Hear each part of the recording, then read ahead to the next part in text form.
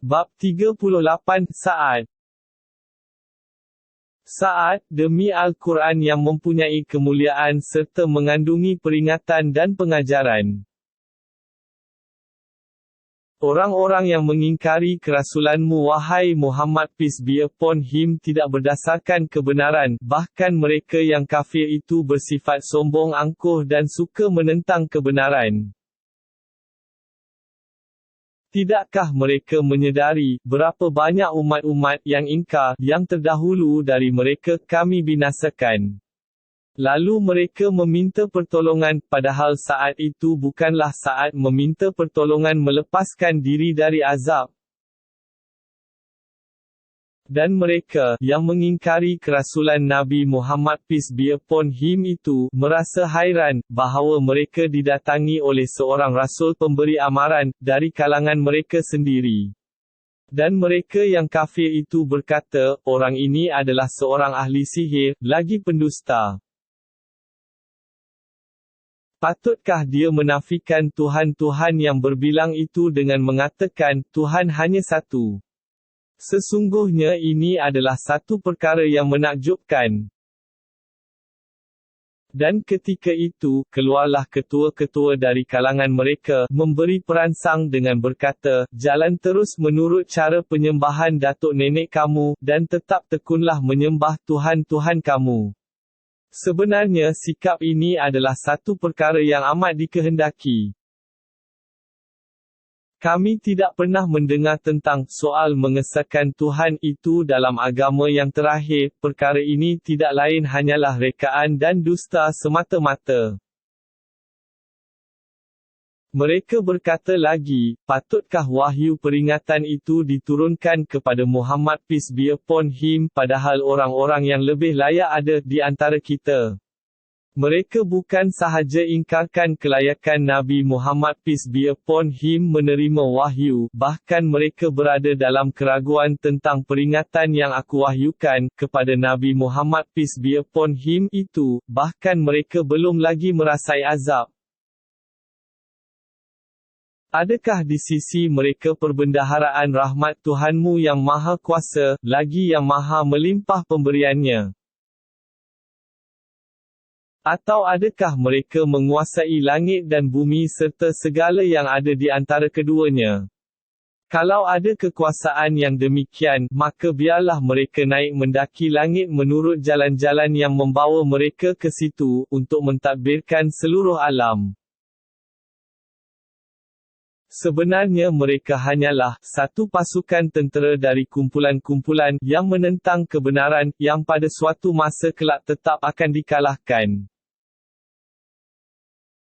Sebelum mereka itu, kaum Nabi Nuh dan Aad, kaum Nabi Hud, serta Firaun yang mempunyai kerajaan yang kuat, telah juga mendustakan rasul masing-masing. Dan juga Thamud kaum Nabi Soleh, dan kaum Nabi Lut, serta penduduk Aikah, merekalah kumpulan-kumpulan yang menentang kebenaran. Tidak ada satu pun dari kaum-kaum yang tersebut, melainkan telah mendustakan rasul-rasul, maka berhaklah mereka ditimpa azab. Dan orang-orang ini, yang menentang Nabi Muhammad peace be upon him, tidak menunggu melainkan satu jeritan suara yang tidak akan berulang lagi. Dan mereka pula berkata, secara mengejek-ejek, wahai Tuhan kami, segerakanlah azab yang ditetapkan untuk kami, sebelum datangnya hari hitungan amal, yang dikatakan oleh Muhammad peace be upon him itu.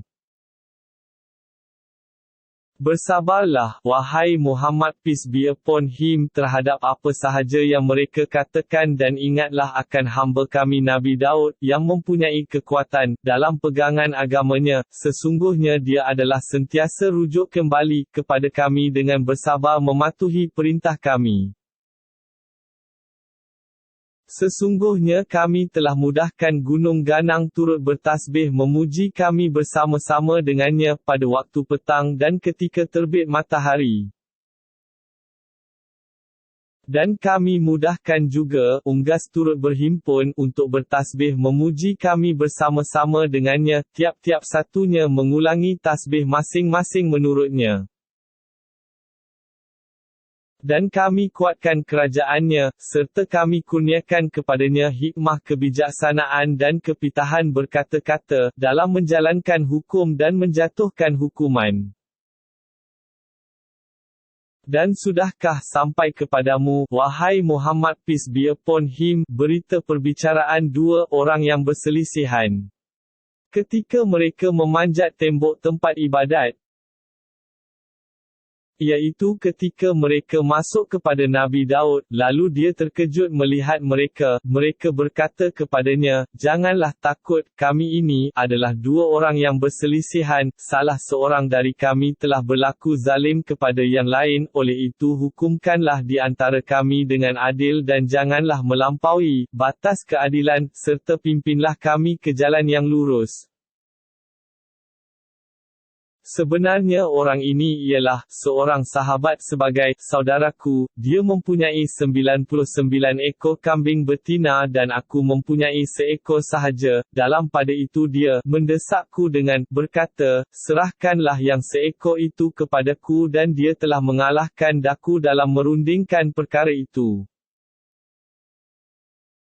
Nabi Daud berkata, "Sesungguhnya dia telah berlaku zalim kepadamu dengan meminta kambingmu itu, sebagai tambahan kepada kambing-kambingnya dan sesungguhnya kebanyakan dari orang-orang yang bergaul dan berhubungan, dalam berbagai-bagai lapangan hidup, setengahnya berlaku zalim kepada setengahnya yang lain, kecuali orang-orang yang beriman dan beramal soleh, sedang mereka amatlah sedikit." Dan Nabi Daud, setelah berfikir sejurus, mengetahui sebenarnya kami telah mengujinya dengan peristiwa itu, lalu dia memohon ampun kepada Tuhannya sambil merebahkan dirinya sujud, serta dia rujuk kembali, bertaubat. Maka kami ampunkan kesalahannya itu dan sesungguhnya dia mempunyai kedudukan yang dekat di sisi kami serta tempat kembali yang sebaik-baiknya pada hari akhirat kelak.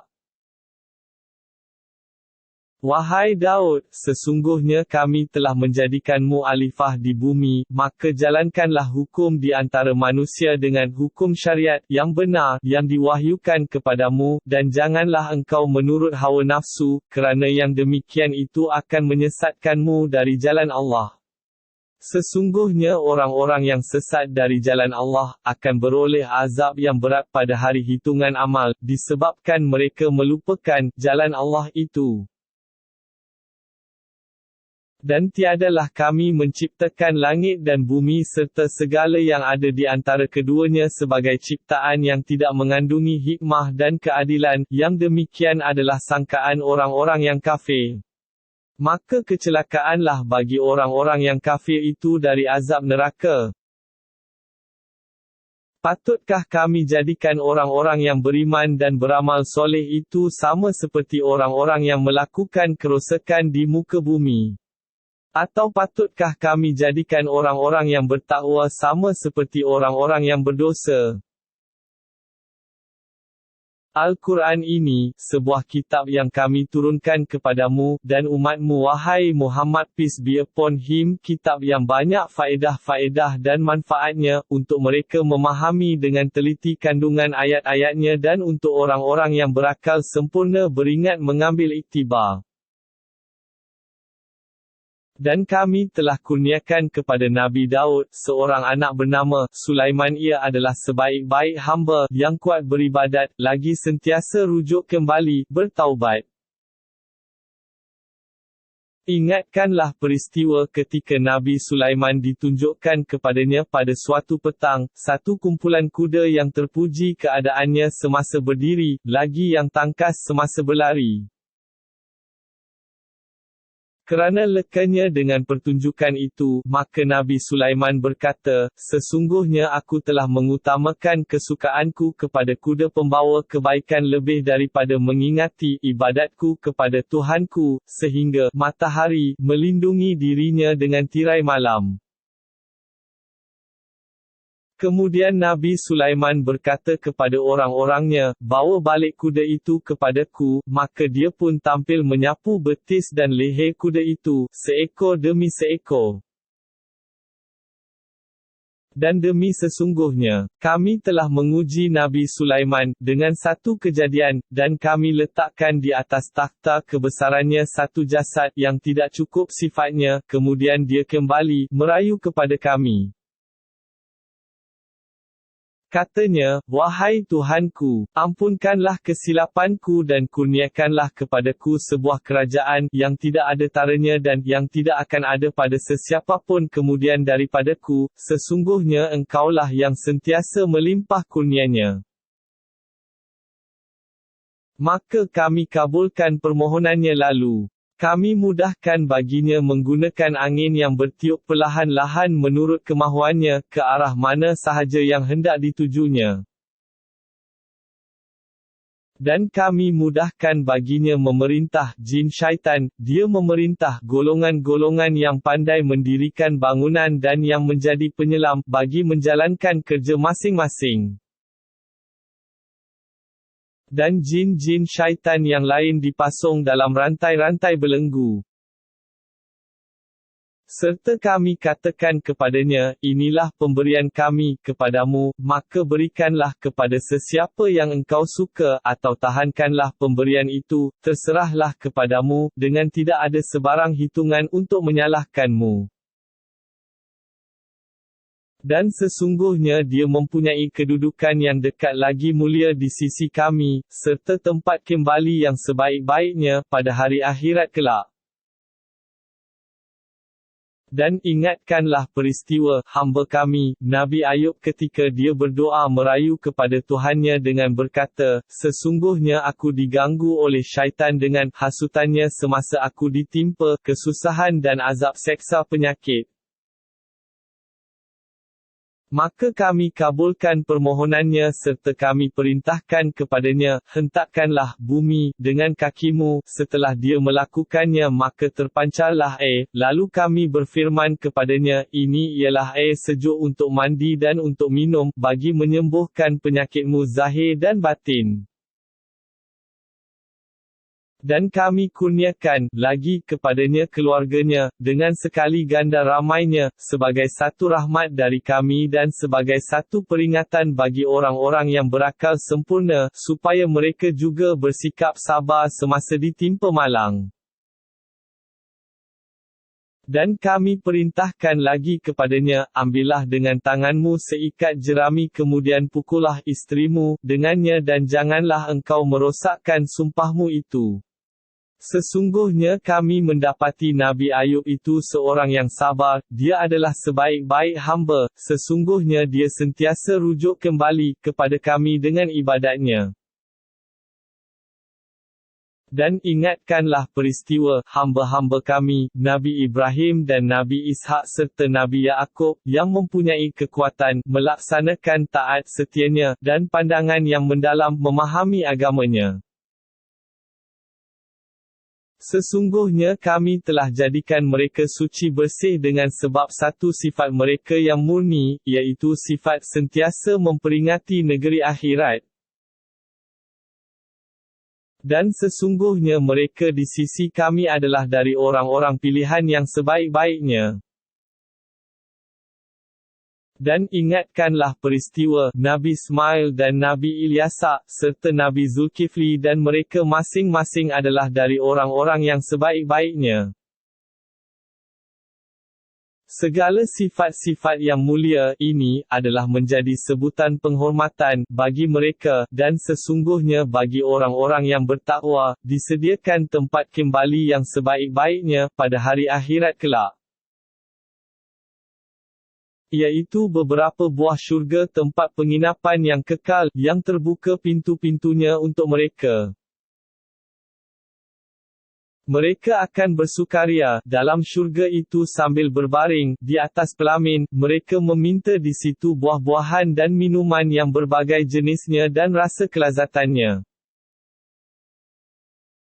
Dan di sisi mereka pula bidadari-bidadari yang pandangannya tertumpu kepada mereka semata-mata, lagi yang sebaya umurnya. Inilah dia balasan yang dijanjikan kepada kamu setelah selesai hitungan amal.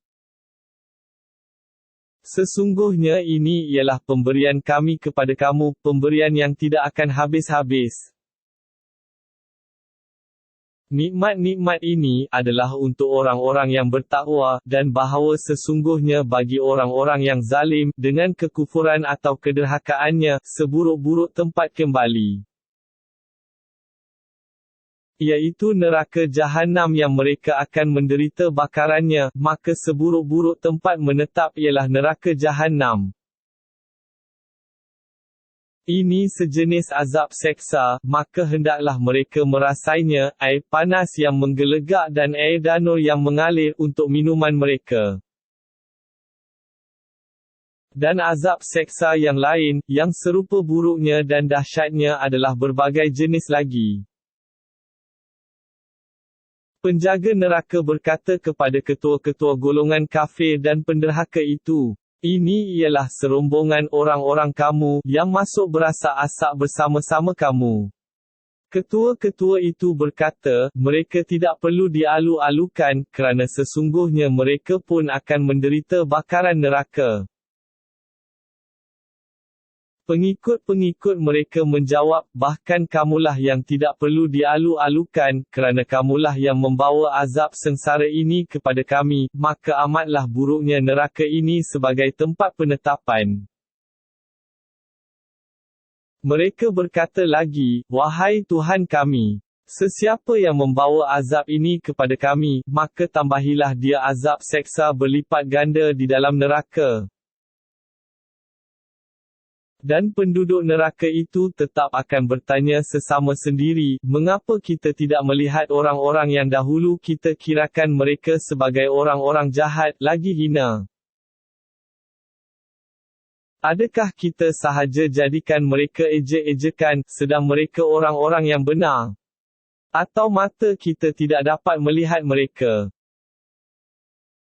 Sesungguhnya, segala yang diterangkan, itu adalah benar, iaitu perbalahan dan cercaan penduduk neraka sesama sendiri. Katakanlah, wahai Muhammad peace be upon him, sesungguhnya aku hanyalah seorang rasul pemberi amaran dan tidak ada sama sekali Tuhan yang sebenar melainkan Allah yang Maha Esa, lagi yang kekuasaannya mengatasi segala-galanya. Tuhan, yang mencipta serta mentadbirkan langit dan bumi dan segala yang ada di antara keduanya, yang Maha Kuasa, lagi yang sentiasa mengampuni dosa hamba-hambanya. Katakanlah lagi, apa yang aku terangkan itu, tentang keesaan Allah dan kebenaran kerasulanku, adalah berita penting yang amat besar faedahnya. Yang kamu terus mengingkarinya.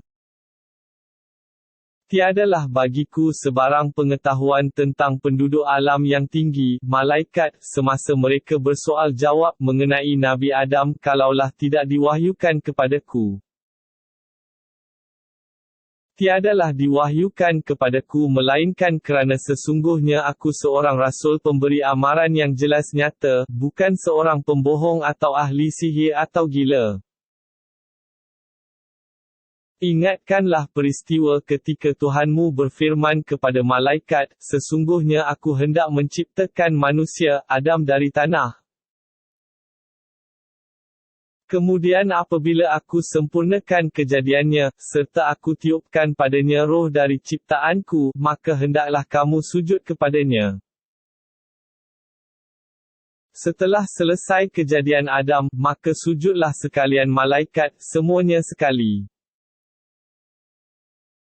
Melainkan iblis, dia berlaku sombong takbur, mengingkarinya, serta menjadilah dia dari golongan yang kafir.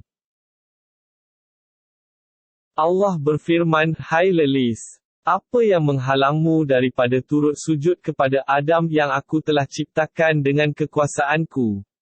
Adakah engkau berlaku sombong takbur ataupun engkau dari golongan yang tertinggi?" Iblis menjawab, aku lebih baik daripadanya. Engkau, wahai Tuhanku, ciptakan daku dari api, sedang dia engkau ciptakan dari tanah. Allah berfirman, kalau demikian, keluarlah engkau daripadanya, kerana sesungguhnya engkau adalah makhluk yang diusir. Dan sesungguhnya engkau ditimpa laknatku terus-menerus hingga ke hari kiamat. Iblis berkata, wahai Tuhanku, jika demikian, berilah tempoh kepadaku hingga ke hari mereka dibangkitkan, hari kiamat.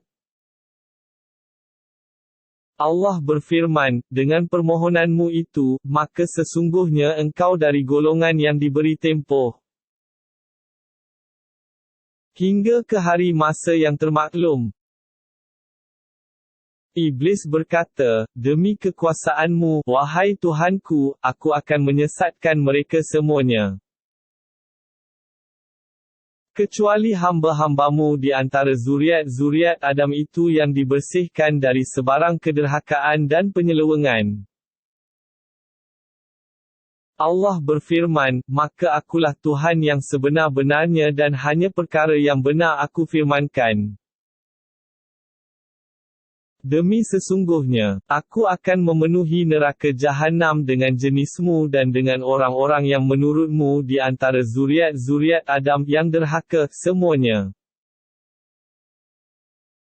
Katakanlah, wahai Muhammad peace be upon him, aku tidak meminta kepada kamu sebarang bayaran kerana menyampaikan ajaran Al-Quran ini dan bukanlah aku dari orang-orang yang mengada-ngada.